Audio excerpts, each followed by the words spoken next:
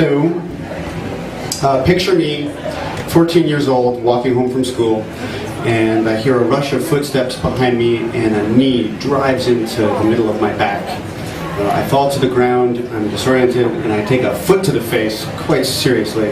And I have a black eye, my face is all bruised, and I go home and I tell my parents I walked into a door at a friend's house, and I try and just pretend like I didn't just get beat up at school. And I would have just liked to have left it at that. I would have liked to have just said, you know what, that's fine, you know, whatever, I got beat up.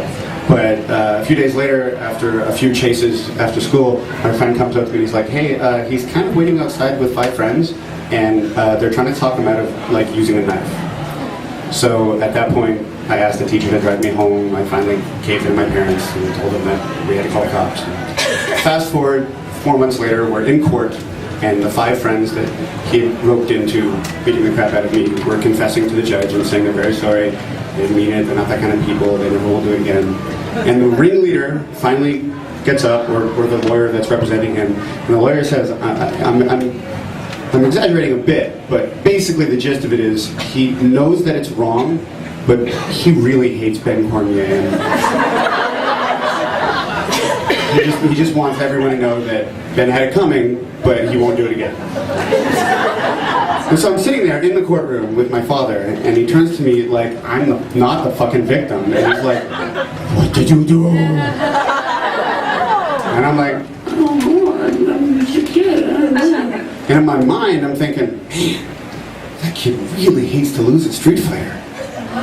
Because that's what he had beaten me up for. That's what he was so mad about. Now, like, yeah, that seems a little outrageous, but on the other hand, I am probably the worst guy in the world to ever play video games with. I'm not sure what it was that I did that set him off, but it might have been the move I call the Chucky, and that's when you're playing and the guy's on your left, and you go like this, you go. Could have been the move I call the Fugitive, that's when you're playing him and you go. Or there's another move I call the bait and switch, which is where when you're playing a game that's 2 out of 3 rounds, you absolutely decimate in the first round, and then when you're beating him up in the second round, just before you finish him off, you just kind of like take your hands back and you let him win a round because it's pretty obvious you're taking the third. And he'll take that opportunity to practice some special moves and do some combos, but what I like to do is just wait until he's close to finishing me off, and then I'll just kill him and take that quarter from him. I was very young, and I didn't know that when you're bragging about being better than someone at video games, you're really not bragging about anything at all. You should be really ashamed, because like ultimately what you're saying is like, yeah, bitch, I got less friends than you. Some motherfucker, my parents never taught me any social skills. I spent a lot more time alone than you. It took me a long time to figure it out, but at the time that was sort of like what I built my ego around. I was the guy at video games, and it was a foundation of a lot of my friendships growing up. I was the guy that they loved to beat. I was only friends with people I could never beat or people I could always beat, because anyone where there was any sort of doubt, shit got too real, and we couldn't actually be friends. There was a young man named Kirk, and the two of us shared a special bond over many, many video games, but the one that ruled us was Tetris. If there's anyone in the room who doesn't know what Tetris is, the rest of the story is going to suck.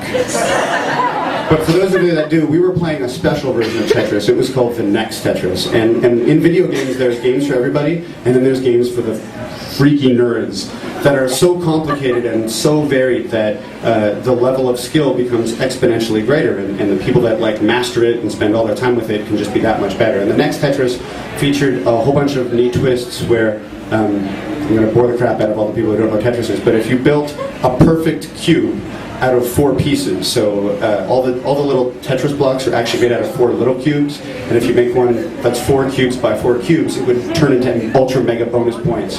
And you can also like slide things into Tetris spots and get ultra, and you also got to see your next 4 blocks instead of just the next 1 block, so you could plan out all kinds of crazy strategies. And you got to bank a piece. You could be like, no, I don't want that, I want that to come back later. So ultimately what this basically means is it was Tetris next level. And I played this game like crazy.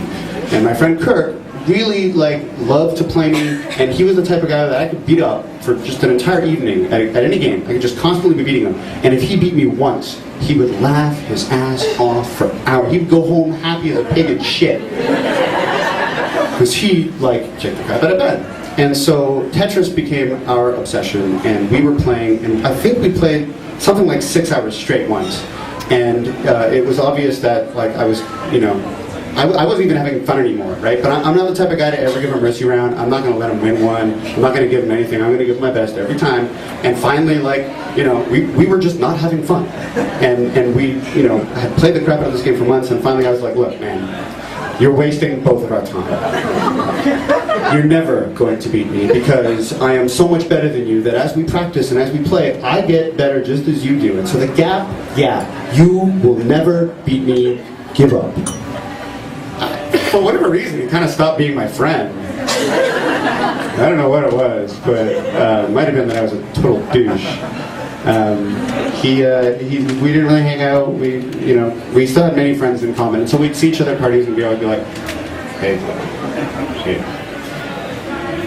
Fast forward to like a year, and we went out for a movie, and we went back to my place afterwards. We were hanging out, and as everybody left, I was walking them all to the door, and Kirk was the last one. I was at the door with him, and I said, hey, we'll play around in Tetris for old time's sake, buddy. And he was like, yeah, that'd be nice. So we go upstairs, we sit down, play around, I die instantly, done. And I'm like, what the fuck?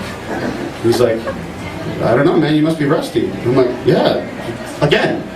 We play again, I lose again. Get that joystick. We gotta swap joysticks. Obviously mine's broken. We play again, I lose. And I cannot fathom this. This is like someone has basically dismantled my ego. This is all I am at this point in my life. I'm the guy you can't beat at video games, and I'm getting decimated. It's not even close. I'm literally just being blown out the water. And I say, again. I think it was 4 hours later when, after yet another loss, I walked up, I unplugged the joystick, I smashed it into the ground, 1,000 pieces all over the house, went to a drawer, opened it up, got another joystick, plugged it in, sat down, play again. I made him switch seats with me 5 or 6 times, because it had to be the seat. I changed every mode, I changed every possible variable I could, and I would just keep on losing. And I'm not exaggerating, the sun came up, it was 12 hours later, I had cried twice.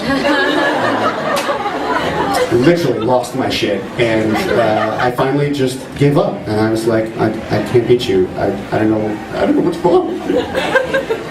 And I walked him to the front door, and the entire time he's like, I don't know, man, it's just clicking. Are you okay? Are you tired? Are you drunk? And finally, having tapped out and walked him to the front door, he's like, oh yeah, hey, listen, I want to show you something. And he pulls out of his knapsack a notebook and he hands it to me, and the cover says, Revenge.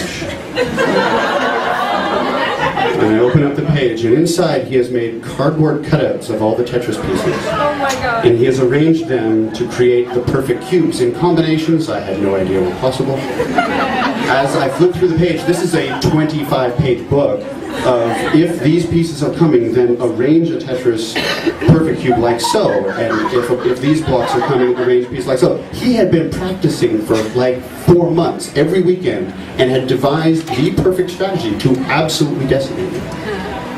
This is nerddom beyond nerddom, but I am flabbergasted. I'm like, I should be really pissed off. I just wasted 12 hours of my life basically thinking I've wasted every second of every day I've spent at a computer, and all I can think is, you are amazing. And I shook his hand. I really wanted to punch him in the face 5 seconds ago, and I just found out why he beat me. It's because he tried. He wanted to kick my ass, and he did it. And I shook his hand, and I said, I'm going to be your friend forever. And I am.